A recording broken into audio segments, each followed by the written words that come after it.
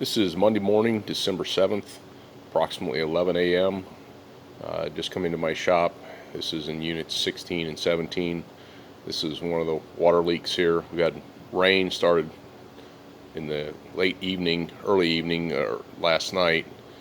It was after I left, and this is what I've got coming in. This is water, one of the water leak spots right here. It's a truss, comes off a truss and junction box for electricity directly up here in the ceiling. And that's where it originates from, is right above that wire junction box that you see on the side of the truss.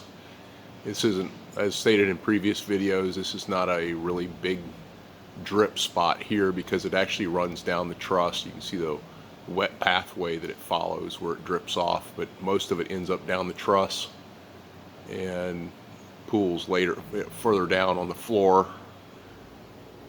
But this is that spot right there. Get it to focus.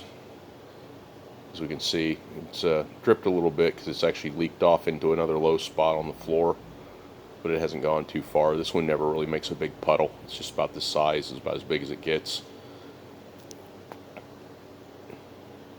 Then we've got the other leaks, the traditional leaks that we've had over here from the center spot. So you can see the water down here on the floor. It's a little dark here because there's an object parked in front of it, but this is a spot that leaks from right up here overhead. It's not dripping now. It's been a couple hours since the early morning that it rained, so I'm not even going to zoom in on it, so I don't see anything coming off of it. And then we have the other spot just back here. You can see the water on the floor, and this comes from the truss directly overhead.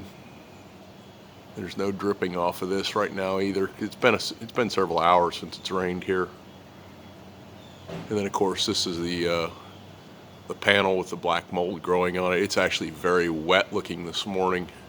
I imagine if we went and touched it, it's pretty soft and it might actually fall out of here soon, which is not going to be great because this is going to make airborne black mold everywhere.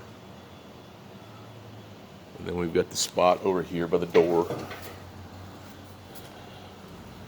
It's damp here in the corner. You can see where the water leaks out. This one it didn't rain hard enough to get any water up here to this spot to make it leak really hard, but it's there in the corner.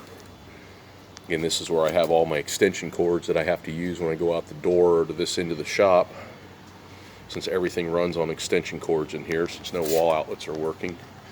But this is where it comes from, is up here in the corner. You might actually be able to see the wetness on the end of the board. I did see some, but it's hard to see because I can't get any light up there on it. But you see there's a couple holes up there, but it leaks on right above the wood and soaks through the wood and drips down. But it also comes down here along that truss when it rains really hard, which comes down all these electrical conduits, which are all the power for many different units in here. And that's the junction box that goes to the breaker box on the outside of the building. And that's our water leaks in unit 16 and 17, December 7th, around 11 o'clock in the morning.